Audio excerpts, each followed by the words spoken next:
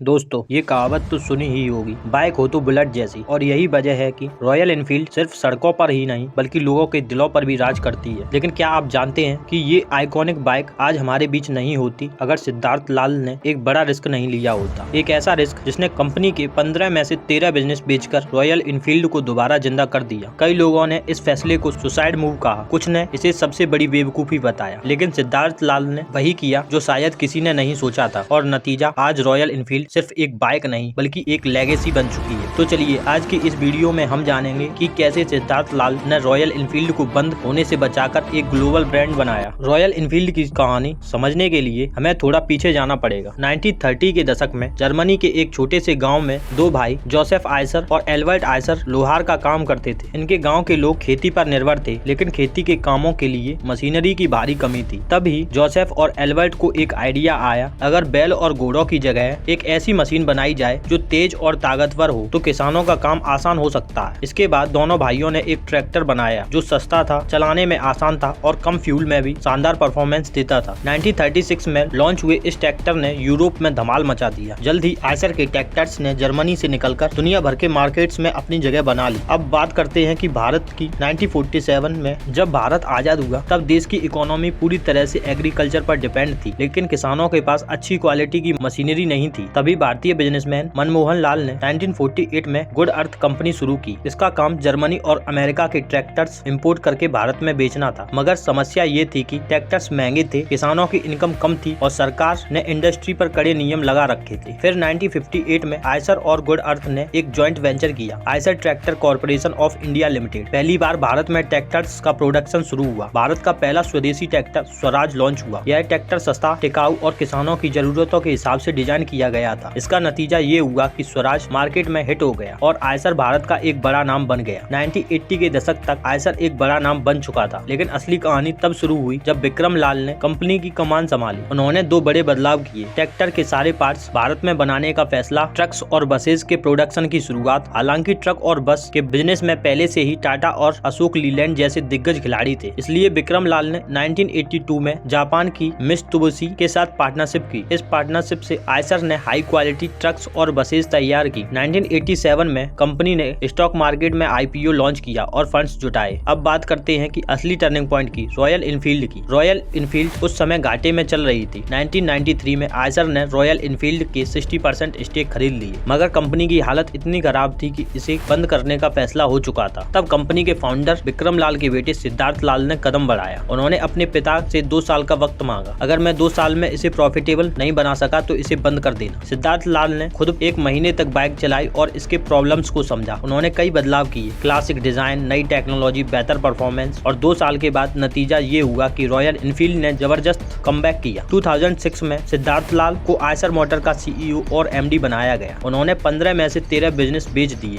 Focus किया सिर्फ royal Enfield और कॉमर्शियल व्हीकल्स पर। 2012 में उन्होंने थंडरबर्ड 350 और 500 लॉन्च किए। ये बाइक्स कंपनी के लिए गेम चेंजर साबित हुई। फिर आया 2015 जब रॉयल एनफील्ड ने आयसर मोटर्स के टर्नओवर का 40% कंट्रीब्यूशन दिया। आज रॉयल एनफील्ड सिर्फ भारत में ही नहीं बल्कि ग्लोबल मार्केट में भी छा चुकी है। दोस्तों सिद्धार्थ लाल ने न सिर्फ एक डूबती कंपनी को बचाया बल्कि इसे एक ग्लोबल ब्रांड बना दिया। अगर आप में भी अपने सपनों को सच करने का जुनून है, अगर आप में भी रिस्क लेने की हिम्मत है, तो कोई भी मुश्किल आपको रोक नहीं सकती। अगर वीडियो पसंद आई तो लाइक और सब्सक्राइब करना मत भूलिए। कमेंट में बताइए कि रॉयल एनफील्ड की ये कहानी कैसी लगी। मिलते हैं अगले वीडियो।